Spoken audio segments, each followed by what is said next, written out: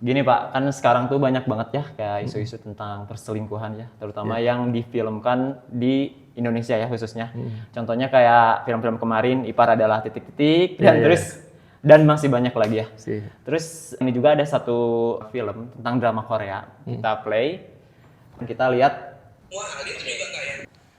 kita udah tonton kan tadi ada statement dari si cowoknya tuh kan dia tuh tulus kan Betul. mencintai si dua cewek itu. Ya, Jadi berdasarkan perasaan dia tuh mengiyakan bahwa itu tuh bukan hal yang salah karena kan katanya kan dia cinta sama istrinya, cinta sama selingkuhannya. Ya, ya. Nah itu tuh maksudnya kalau dikaitkan dengan takdir itu seperti apa sih? Atau enggak sebenarnya makna takdir itu apa sih Pak? Takdir utama gitu, takdir arti dari sebuah takdir. Oke. Kalau kita lihat mungkin dari sepintas di video tadi mungkin ya, di film tadi mungkin bisa jadi itu adalah satu fakta kenyataan di zaman sekarang seperti begitu. Perselingkuhan itu sama dengan perzinahan ya kita kalau kita lihat. Dan apa sih apakah itu suatu takdir ya untuk perzinahan itu? Oke, kita berarti harus membahas tentang takdir tuh. Boleh. Takdir itu sebagian daripada rukun iman ya, rukun iman yang ke-6 tuh. Iya. Jadi tapi proses meyakini takdir sendiri itu tidak serta-merta dia akan meyakini itu adalah satu takdir atau bukan, walaupun dijelaskan sebagai narasi selebar apapun. Tapi yang pertama iman itu harus iman kepada Allah kan gitu, kepada Rasul, kepada kitab, kepada malaikat dan sebagainya. Sehingga dia akan meyakini bahwa takdir itu ada yang sudah ditetapkan oleh Allah yang disebut mubram. Ada juga takdir yang memang tadi yang direncanakan oleh Allah yang sudah tertulis di Lauhul Mahfuz bahkan nanti akan terjadi gitu. Ada qada dan ada qadar nantinya gitu. Jadi kalau betul takdir itu sudah tertulis di Lauhul Mahfuz jutaan tahun yang lalu sebelum manusia itu diciptakan. Tapi takdir itu sendiri bisa dirubah sudah. Jadi kalau kayak yang tadi dia lebih istilahnya lebih kekeh kalau ini teh emang sudah takdir kalau gue itu cintanya sama si cewek yang satu sama yang satu. Jadi soalnya dia pembenaran ya. Pembenaran. Jadi untuk mengkukuhkan untuk hal tersebut tuh sebenarnya salah berarti Pak ya. Betul. Mengkukuhkan rasa itu sebenarnya. Pertama dia menyatakan waktu itu takdir bahwa itu hanya dari Allah, itu sudah menyalahkan Allah ya. Iya. Walaupun sudah terjadi itu sudah takdir gitu. Tapi yang pertama itu ada proses bagaimana sebenarnya perjalanan itu jadi suatu pilihan. Karena Allah juga ngasih nadiron wa basiron, peringatan berita gembira kepada seseorang. Jadi ketika orang yang melakukan tadi perzinahan ada balasannya. Kenapa ada balasannya? Karena memang sesuatu hal yang perbuatan keji ya. Kayak perbuatan keji. Kenapa mereka begitu? Karena mereka nggak yakin sama Allah. Nggak iman kepada Allah, maka secara otomatis dia tidak meyakini kepada takdir tadi, bahwa takdir itu bisa berubah. Kalau dia memilih suatu takdir yang baik, maka dia akan selamat. Nah dia tadi kalau pakai perasaan, dia jelas tidak berdasarkan apa yang akan menjadi balasan nanti kelak di akhirat ya. Dia hanya mengikuti tadi perasaannya aja. Dia membenarkan, dia udah takdir, saya udah gimana ya, udah mencintai kedua-duanya gitu. Itu kan perasaannya dia. Bagaimana kalau kita lihat apakah di Islam itu suatu menyalahi? Jelas. Itu perzinahan itu bahkan dia sudah menikah ya kalau tadi dilihat. Sudah menikah. Itu perzinahannya udah zina yang besar. Sehingga kalau di Islam itu bisa dirajam tuh kalau ada hukum Islam ya. Kenapa begitu? Karena memang saking dahsyatnya, saking Islam Allah membenci dengan perilaku itu gitu. Nah itu kalau kita lihat tadi takdir itu gitu. Jadi takdir di kodoknya begitu sudah sudah tertulis di Lauhul Mahfuz itu bisa dirubah. Kalau itu mungkin semua orang bisa terkena takdir dia akan berselingkuh atau tadi berzina atau tidak.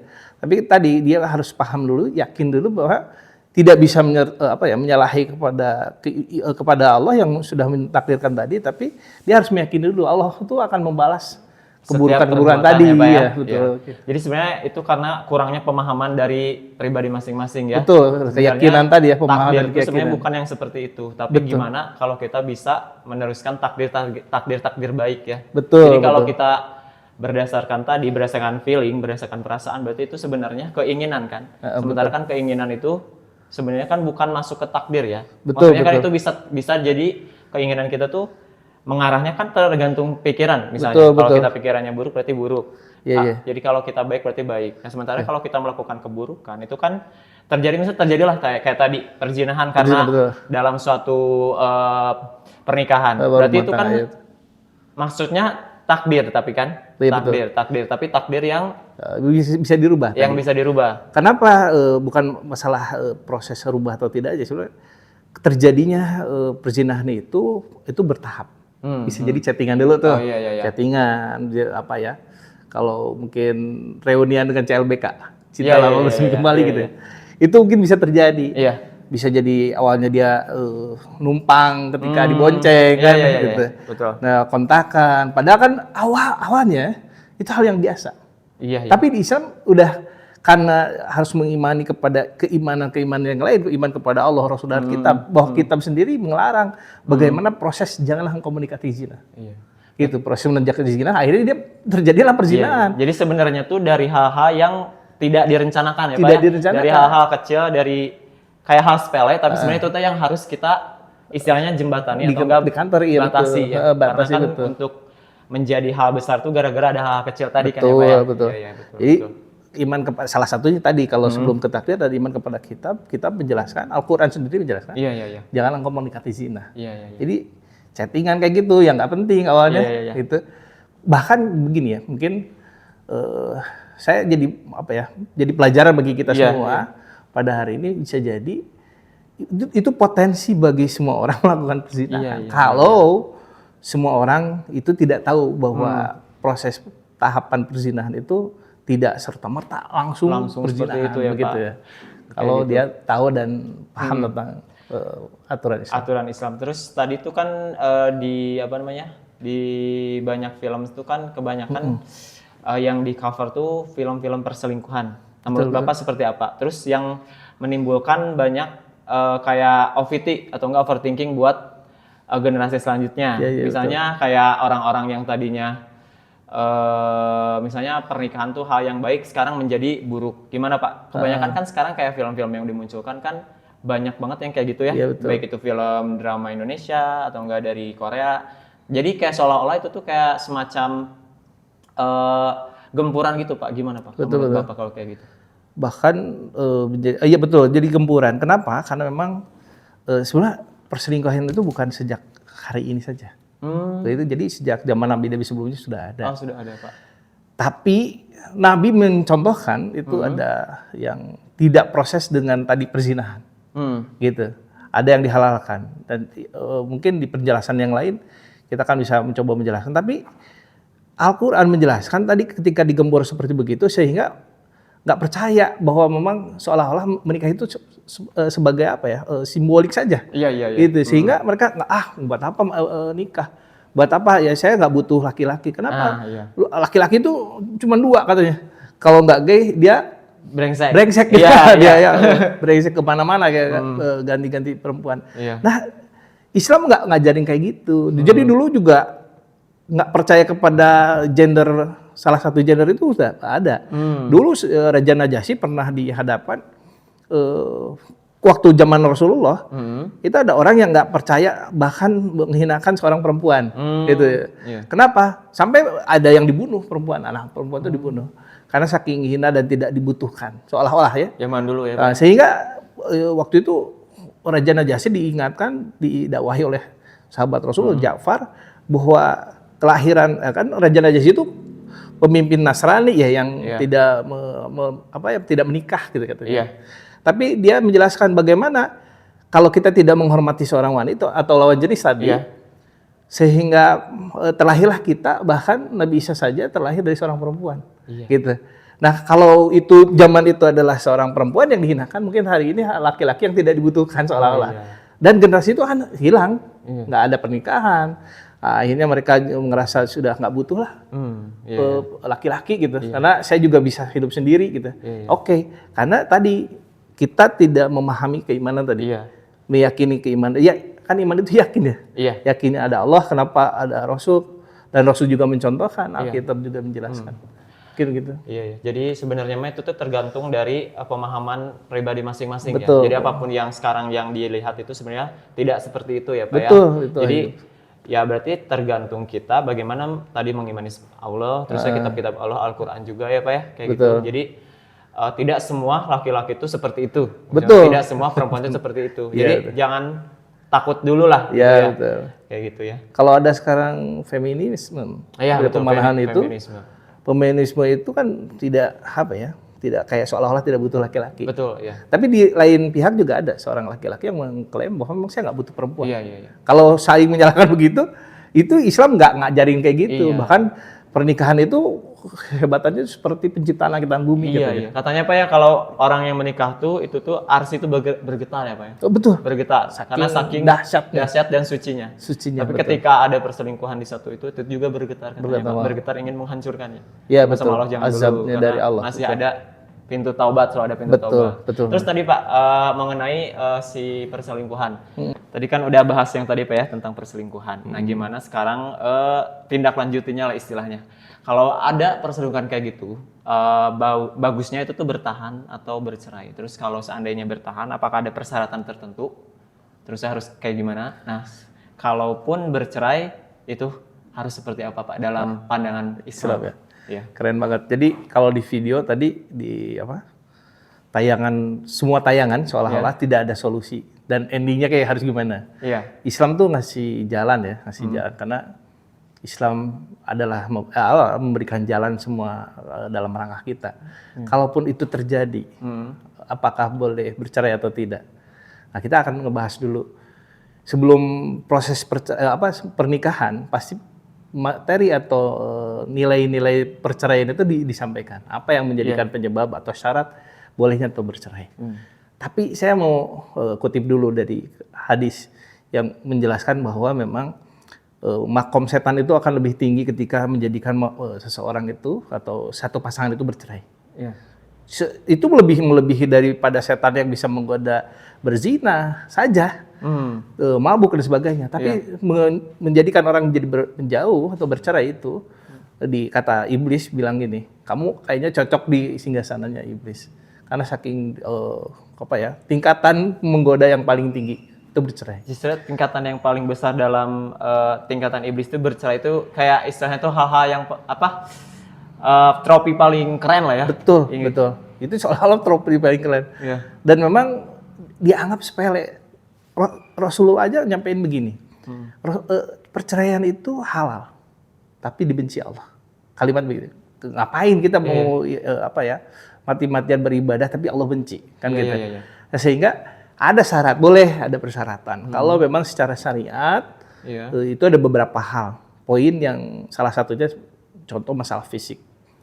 Itu pun bukan menjadi satu alasan kita boleh menceraikan.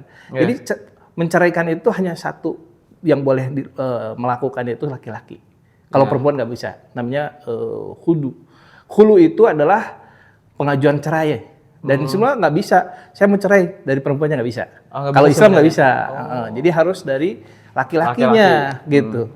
Beda dengan nikah, kalau nikah kita harus ada persetujuan atau disahkan, diterima atau enggaknya oleh seorang perempuan kan gitu.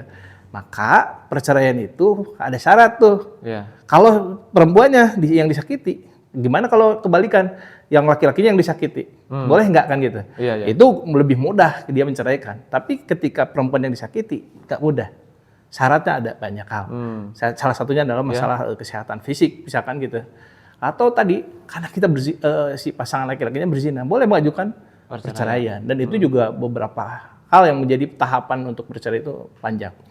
Tapi Islam mengajarkan bagaimana kita bisa bertahan dalam pernikahan. Karena salah satu mempertahankan pernikahan adalah pahala yang sangat besar. Tadi pertama iblis saja ngasih trofi terbaik ya gitu.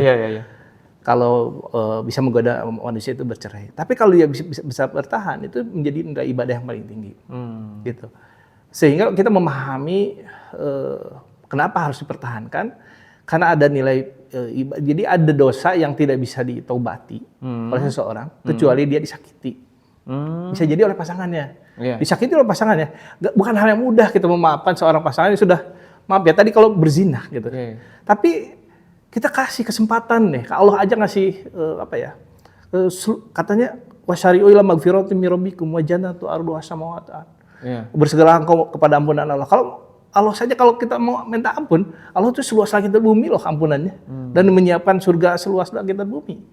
Maka kenapa sih Allah aja Maha Pengampun dan memberikan ampunan, kenapa kita nggak ngasih kesempatan? Kalau dia mau untuk berubah. Sehingga perzinahan itu sudah takdir yang sudah terjadi, tapi kalau dia mau berubah, itu yang terbaik. Kenapa? Karena orang yang bertobat itu lebih mulia daripada orang yang beramal banyak, tapi dia tidak pernah mau bertobat. Ahli tobat itu makomnya itu mutakin, takwa. Jadi ada dua syaratnya, masing-masing punya syarat ya. Tadi kalau dilanjutkan syaratnya apa? Tadi dengan syarat dia mau untuk berubah, gitu. Kalau mau bercerai juga nggak apa-apa, boleh. Kalau itu sudah tidak bisa ditolerir. Kenapa? Karena memang di dalam kehidupan berumah tangga adalah untuk beribadah. Kita kagoknya maksudnya ibadah, yang satu berzina. Itu yang satu ibadah kan dalam keluarga harus bersama-sama. Sebutlah usrah atau keluarga.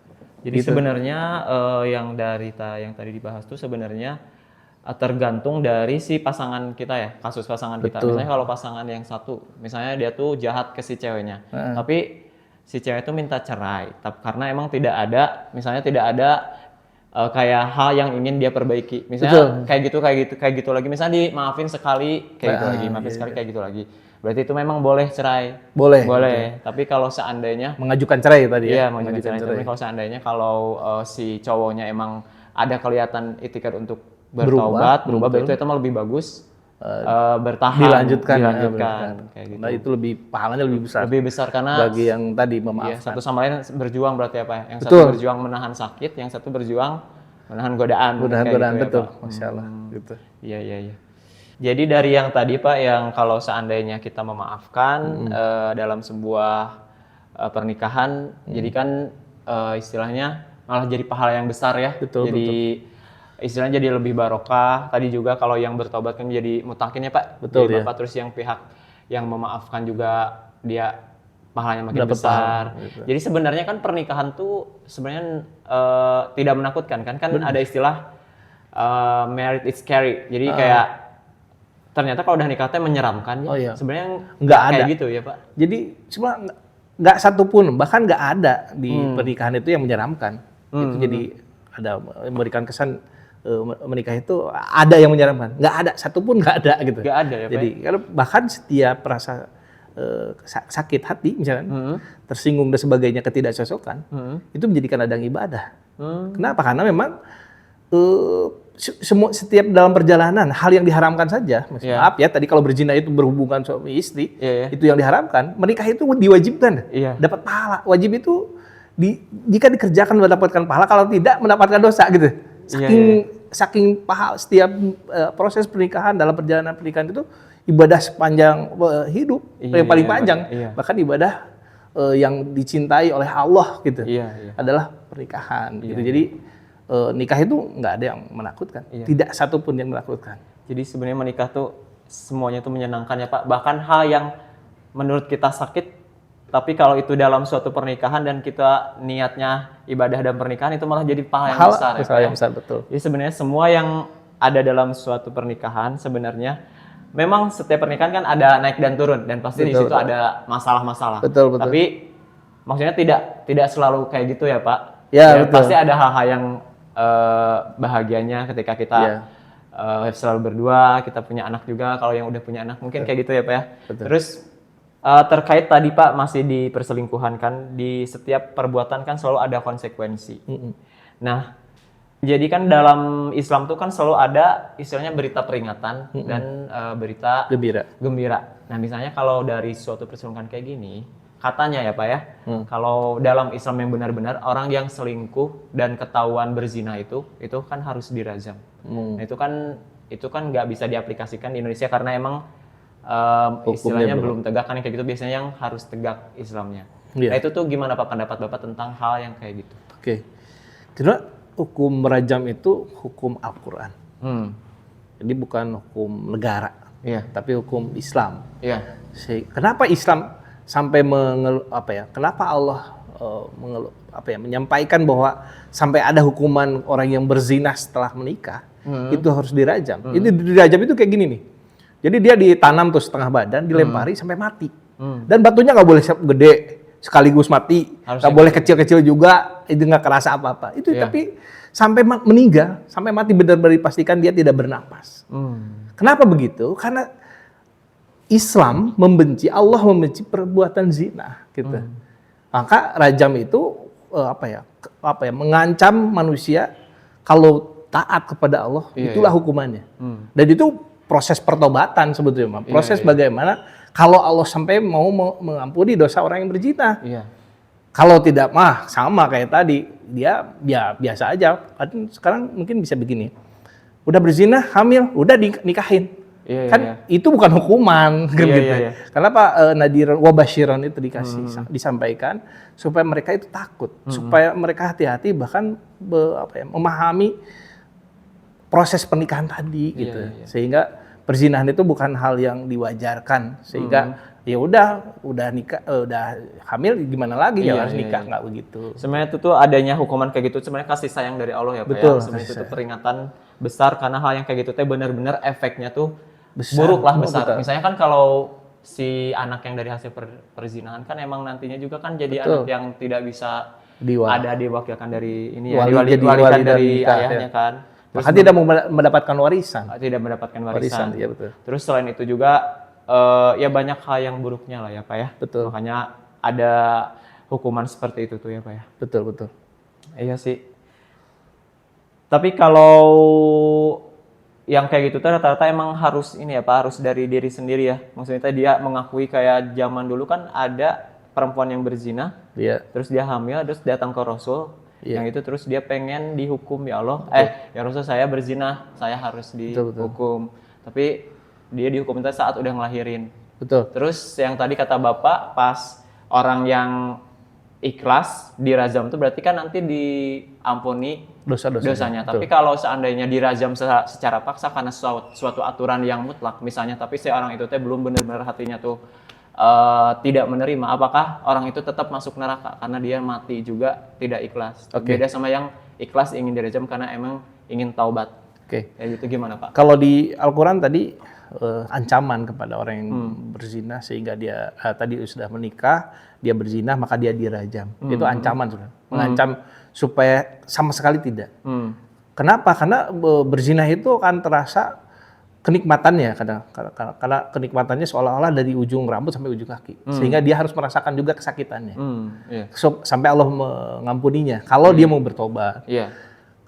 Kalau itu terjadi sampai ada perilaku tadi zaman Nabi udah ada yang dirajam, itu ampunannya sampai begini. Ada yang menggunjing sahabat orang-orang Madinah waktu itu, dia pasti masuk neraka. Kata Rasulullah bilang begini, sesungguhnya tahu nggak dia itu masuk surga.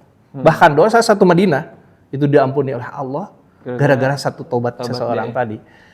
Jadi harus penuh kesadaran, betul, karena tobat itu sadar diri dengan kesalahannya dan tidak akan pernah mengulangi lagi. Jadi bukan proses ketika dia dari sejak hamil sampai dia melahirkan tuh terus melakukan zina, bukan. Tapi setelah dari situ dia tidak akan pernah melakukan lagi. Dan Islam itu kalau saking sayangnya menyelamatkan, Rasulullah tuh sampai datang berapa kali itu seorang perempuan tadi mengaku, ya Rasulullah aku berzina, mana buktinya? Tidak ada. Tunggu aja sampai hamil. Sudah hamil, terbukti dia hamil, ya Rasulullah aku datang bertobat untuk menerima siksaan dengan rajam. Kata Rasulullah, bagaimana anakmu nanti kalau kamu meninggal, nanti anakmu juga meninggal. Sampai terlahir. Setelah lahir dia membawa anaknya, ya Rasulullah aku membawa anaknya. Sampai kamu menyusui, siapa yang akan menyusui kalau kamu meninggal? Sehingga sampai umur 2 tahun Rasul baru mengeksekusi dia. Bahkan diumumkan bahwa dia dieksekusi mati, dirajam dan Allah mengampuni dia. Bahkan dosa satu Madinah itu diampuni gara-gara tobat seseorang. Artinya dengan tobat apapun yang terjadi, bahkan sedahsyatnya zina, itu Allah mengampuni. Tapi dengan syarat bahkan hukumannya rajam. Itu saking mengantisipasi bahkan mencegah jangan sama sekali lah kita melakukan zina gitu atau perselingkuhan tadi. Iya betul.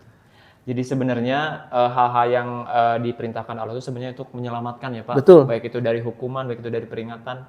Bahkan tadi tuh kan misalnya dosanya tuh kayak banyak banget. Terus kalau dia bertobat sungguh-sungguh dan dia maksudnya menerima kayak tadi misalnya dirajam, berarti otomatis kan dosanya langsung hilang, bahkan mengampuni dosa-dosa seluruh Madinah. Berarti kan itu teh berarti saking Allah tuh sayang banget sama orang yang ingin kembali gitu. Bertobat. Bertobat kayak gitu. Betul. Ya. Seperti itu paling Pak untuk bahasan kali ini. Terima kasih. Seru-seru.